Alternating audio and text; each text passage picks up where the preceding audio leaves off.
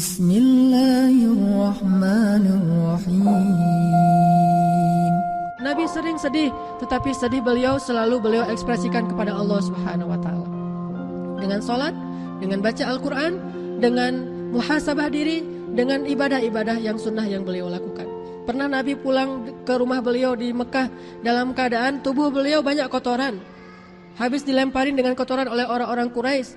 Lalu sampai di rumah, waktu itu Khadijah sudah wafat. Fatimah yang menangis, bukan Rasul.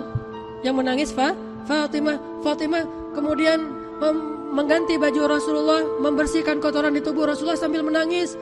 Beginikah mereka memperlakukan engkau ya Rasulullah, padahal engkau khairul bariyah, sebaik-baik manusia? Kata Rasulullah, la ashku, tidak masalah wahai Fatimah, tidak masalah, saya tidak akan mengeluh. Ini namanya mukmin, mentalnya kuat. Kenapa kita hanya dengan masalah sepele lalu berakhirlah hidup kita? Pemuda kita sekarang, music is my life, sehingga mental mereka lemah. Betapa banyak di antara mereka yang stres hanya gara-gara masalah sepele, gara-gara kebanyakan dengan musik cinta. Dan sebagian besar musik itu isinya cinta-cinta, dan sebagian besarnya bukan dapat cinta tapi kehilangan cinta, kan? Yang dapat cinta sedikit, yang kehilangan cinta lebih banyak. Sehingga cinta itu disebut dengan ilusi. Kalau bahasa Islam, fata morgana. Menarik, tetapi ketika dikejar itu tidak ada. Cinta hanya ada bagi orang yang sudah menikah, bagi orang yang beriman. Sebagaimana janji Allah, wa ja'ala bainakum mawaddah. Setelah kalian menikah, Allah jadikan di antara kalian cinta, bukan sebelum menikah. Innal ladzina amanu wa 'amilus shalihat sayaj'alu lahumur rahmanu wudda.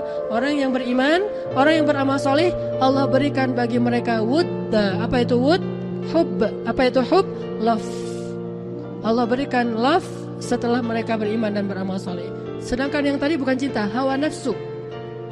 Hawa nafsu, laki-laki kepada perempuan, perempuan kepada laki-laki, sehingga sudah hidupnya jadi begitu, mentalnya jadi lemah, tidak bisa berbuat apa-apa. Bagaimana cerita di dalam buku Tenggelamnya Kapal Van der Wijk-nya Hamka, bagaimana seorang Zainuddin itu hancur lebur gara-gara Hayati pergi, lalu difilmkan kan?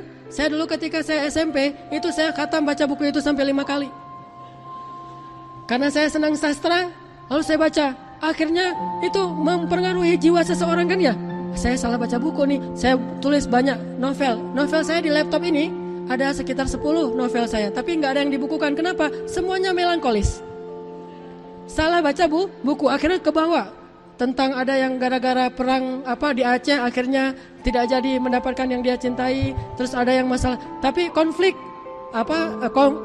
itu adalah tentang perang-perang. Cuma nanti ada kayak pesan-pesan cinta ya, kan film-film gitu ya. Akhirnya nggak saya bukukan satupun. Ini semuanya sia-sia.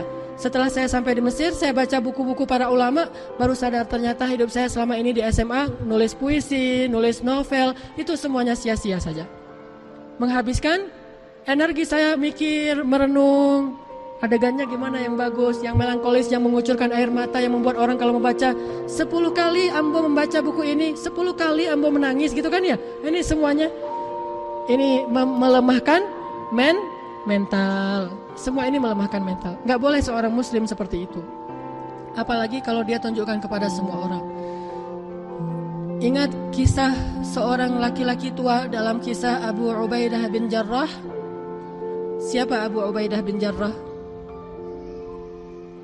Abu Ubaidah bin Jarrah Aminul Ummah, sahabat Nabi yang terkenal dengan julukan Aminul Ummah, pejabat paling amanah di antara umat Islam. Abu Ubaidah, beliau pernah menjadi gubernur Syam, Suriah. Saat beliau jadi gubernur Suriah, beliau keliling ke perbatasan untuk melihat nasib warga beliau di perbatasan. Lewatlah sebuah gubuk di perbatasan. Lalu ketika melewati gubuk yang reot ini, yang satu-satunya nggak punya tetangga di tengah hutan, beliau mendengar seorang laki-laki di dalam gubuk itu mengatakan, Alhamdulillah, Alhamdulillah, Alhamdulillahilladzi faddalani ala katsirin min man khalaqa tafdila. Apa artinya? Segala puji bagi Allah yang memberikan saya nikmat yang tidak diberikan kepada sebagian besar orang. Saya dapat nikmat itu. Abu Ubaidah kaget, siapa laki-laki itu? Minta izin masuk. Ketika masuk, Abu Ubaidah menemukan seorang kakek buta, lumpuh, sebatang kara, miskin, fakir, tertidur di atas tempat tidur yang kayu. Kemudian beliau mengatakan, Alhamdulillah, lumpuh, sakit keras, tidak punya kelebihan apa-apa, harta tidak ada, usianya udah tua, lumpuh, buta, lemah, fakir, sebatang kara.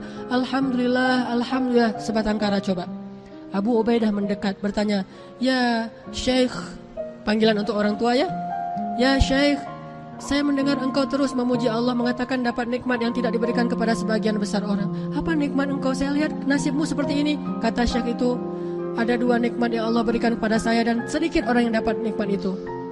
Abu Ubaidah penasaran.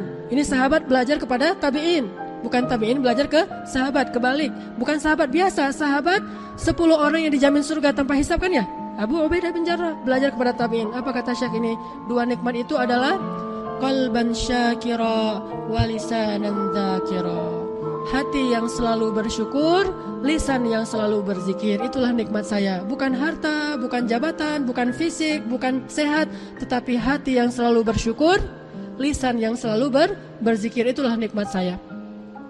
Lalu kata Abu Ubaidah, apakah kamu sendiri di sini? Kata orang ini, tidak, saya punya anak, tetapi sudah 2 hari saya tidak mendengar dia, melihat dia datang, dia tidak datang untuk merawat saya. Biasanya dia yang merawat saya. Sudah 2 hari dia tidak pulang. Bolehkah saya minta tolong mencarikan dia? Akhirnya Abu Ubaidah dan prajuritnya mencari anak kakek ini. Di sekeliling rumah keluar, ternyata ditemukan anak itu sudah meninggal di salah satu tempat karena dimakan oleh hewan buas. Pulang Abu Ubaidah kepada kakek ini, kek, anak kakek sudah meninggal, maafkan saya, dia dimakan hewan buas. Apa kata kakek ini? Alhamdulillahirabbil alamin, inna lillahi wa inna ilaihi raji'un. Meninggallah kakek itu. Wa akhiru da'wahum anil hamdulillahi rabbil alamin. Ucapan terakhir mereka, kata Allah, alhamdulillahi rabbil alamin. Ucapan terakhirnya, padahal dia baru mendengar berita anaknya meninggal. Makanya kata Nabi, siapa yang, ini hadisnya panjang, saya simpulkan saja.